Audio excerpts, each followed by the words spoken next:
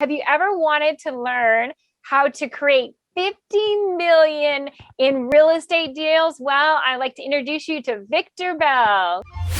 Welcome to the Jennifer J. Hammond Podcast. Jennifer is a licensed realtor, educator, speaker, and best-selling author. Jennifer's goal is to help you find your yay in every day. Hello.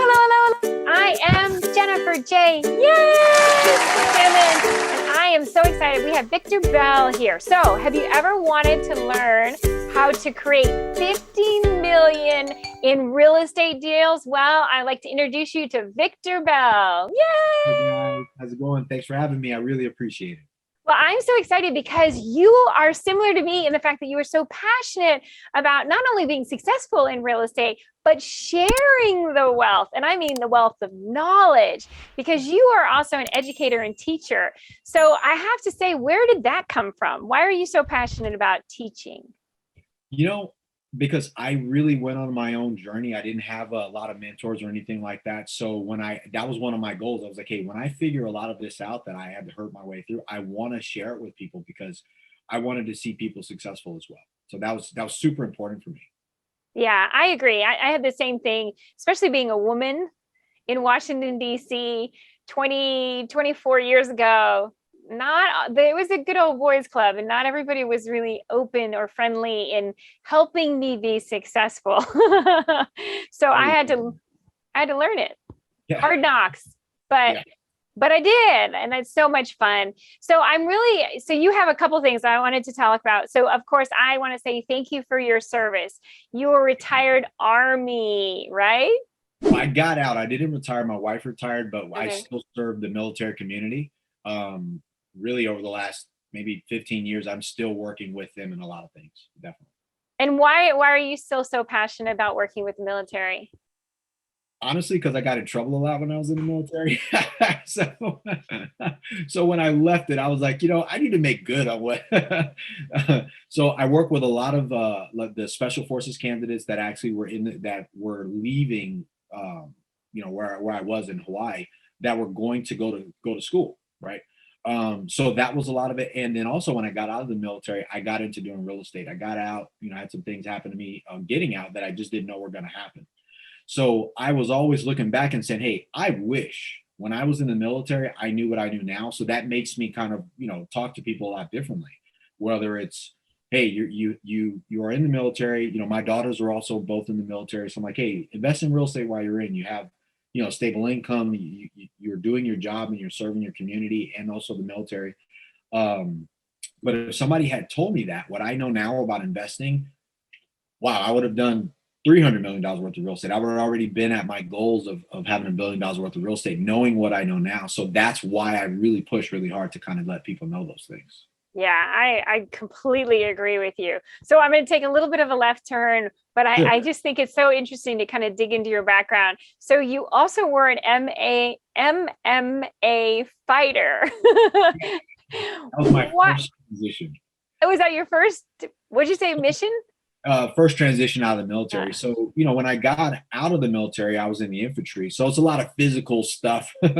So, naturally, a lot of people face that. They're in an environment where there's a level of discipline, and then you go back to like no discipline. So I kind of took it on, and I was like, okay, it wasn't popular then.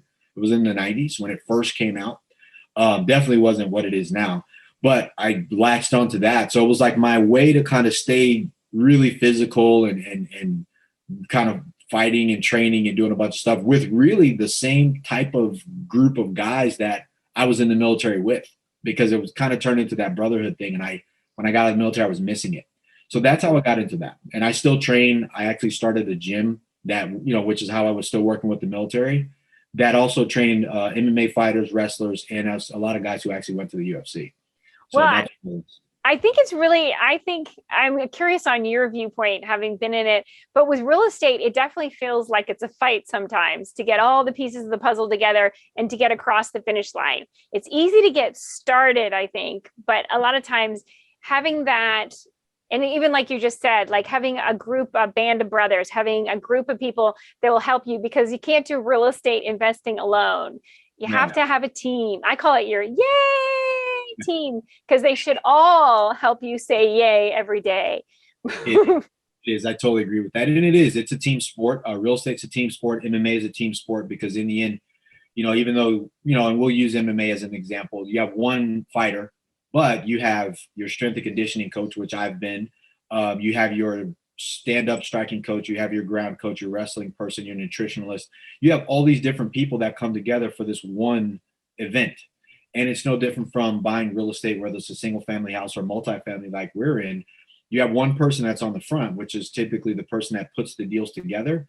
But you have, your appraisals, your lenders, your investors, your inspectors, and all the different people that have to come together for that one purpose of buying the right property and making sure that it's a successful event.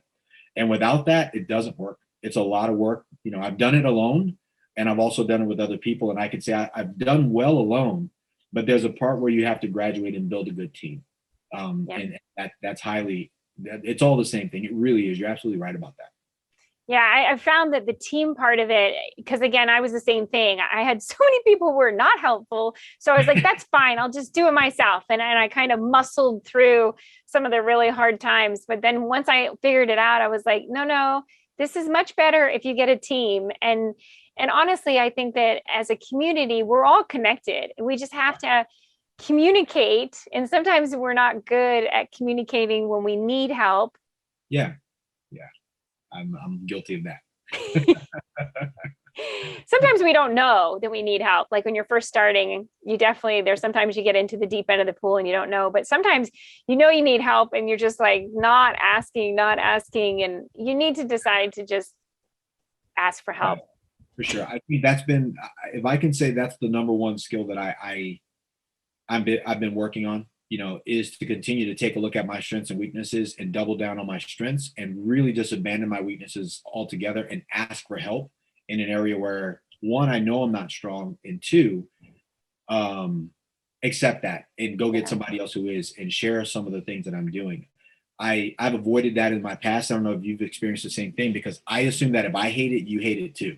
Yeah. So for me to ask you to do something I hate feels like, I'm kind of burdening you. But the reality of it is I've met so many people on this journey that, sometimes me not asking is more, detrimental. Like it does more damage. So I've really gotten good at that over the years, It actually helped my marriage.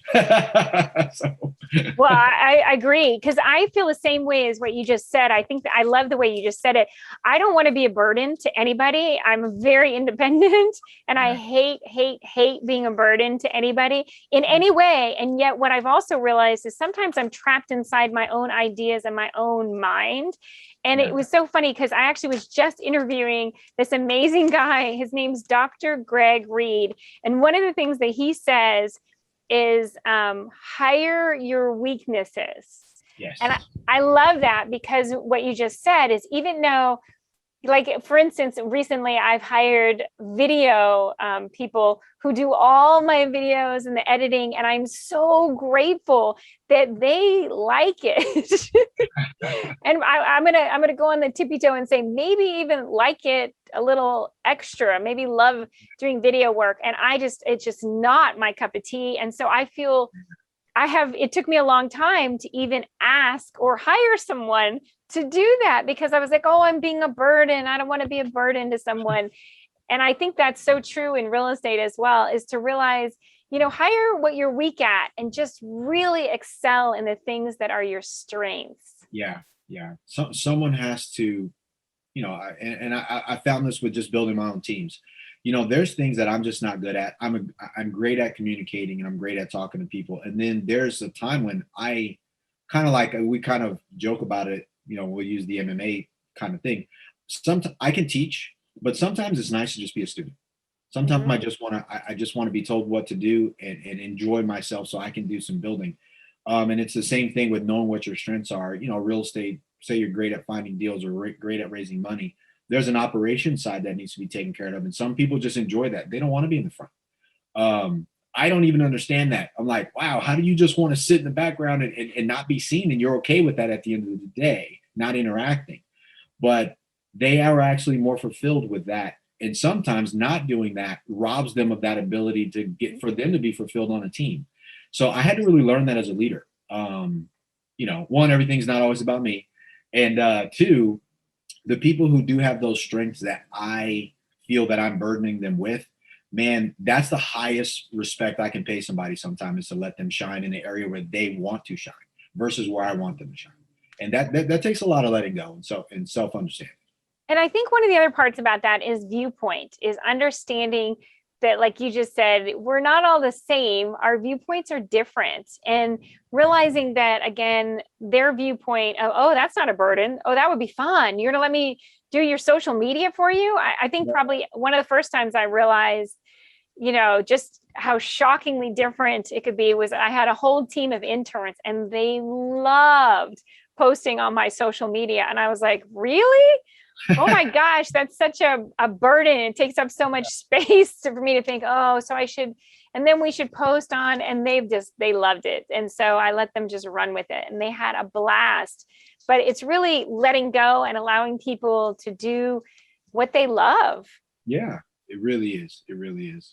That's the beautiful part about putting together a team, like we said, the little band of brothers and sisters and the tribe that we all really want to have. That once you really get involved in it, you're like, wow, like this is a great community I can create inside of my real estate business. So I love that. I do love that. I think I like what you said about your interns. That's perfect. I got to remember that myself. I actually am going to write that down, that they may love what I'm dreading. They really do. I mean, they were like, I had interns for years, and every group of them, they would just teach me so much about enthusiasm for things that I had no enthusiasm for. And I was like, really? Okay. And it made me learn about viewpoint, in that, I mean, not only age, but just what we like to do is so different, and allowing people to really shine with something that they enjoy. And that is a huge blessing. Anyway, so I wanted to turn the corner before we run out of time, because one of the other things I think that I admire about you so much is also you desire to pay it forward. Now, we talked a little bit about coaching, but you have 2 books, and I tell you, books are not, I've gotten books, out, bestsellers on Amazon, but it takes some time and some discipline to do that. So will you talk about it? Yeah, sure. I have a concept about books. And the books that I did, the recent one was You Need More Cash Flow. Every book I write, I and we've all heard this said, I literally write it for myself. So I tend to write and create coaching programs and things about the future, where I want to go, right? So I want to be congruent with what I'm sharing and teaching with people. And then the other book was about investing in apartment buildings. So that was, I'll be honest with you, those books, they were done in literally 2 days. Wow. So because I was so excited about where I'm headed, and it's what I can't shut up about when people do talk to me, I was like, I'm just going to write this down, record this, get this done, get it into as many hands as possible, because I'm excited about it. So they did really well. And I told as many people as I can about it. People bought it. They turned into new releases. The other book so I have a lot of books, but the other book was more of a personal growth book. It's called 30 Days of War, which was the other bestseller. Again, that one was the same. I had an idea and I was like, I'm going to bang this out over the next couple of days. But again, because I needed the information. So I'm that's super important to me. Some people write books and they create courses, but they are for the audience. I create something for me, and then I share it with people because I'm passionate about it. Then as that changes, it allows me the opportunity to grow, expand, come up with a concept that I'm committed to, and then write another book. So it's always this evolutionary step for me with books, and I love them. I want to make sure that, one of my biggest fears is dying and no one remembers me. Oh. It drives me. It scares me more than anything else. I think about all the great people I know that have passed on, and I'm like, that terrifies me. So I'm like, if I do nothing else but create a ton of videos, coaching programs, and books that shares my ideas that could help someone long after I'm dead and gone, I'll do that, even if I don't make a dime. So that's the books.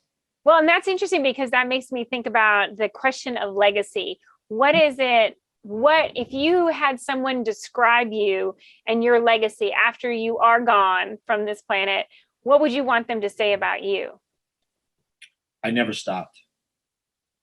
That I never stopped. My kids say it. I've had, they're like, dude, you never turn off. Yay! Yeah, I'm very, that's what people will probably say, like, man, like if he wanted it, he kept going. And I just want to let other people be the example for other people of what's possible. That's really what I want people to say. Exactly.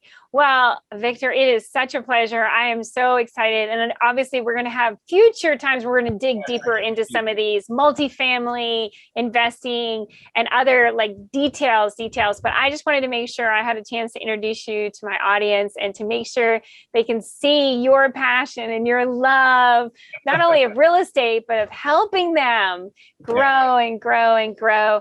So we share, I know it, but you want to do, what would you like for people to know? VictorBell.com. What is the best place for people to get a hold of you? They can find me at VictorBell.com. You can find me on Facebook. You go to Victor Bell or Victor Bell Jr. because I'm a junior. See my face behind that flag, actually, just that. You can find me on Instagram under the real Victor Bell there, and LinkedIn, every other place possible. I have thousands of videos on YouTube. So if you Google Victor Bell and you go to YouTube, I'll be there. So any way you want to get in contact with me, it's fine. And be honest with you, all numbers lead directly to my cell phone. So I'm really, nice. I appreciate it. I do. Anybody have anything that they need, let me know.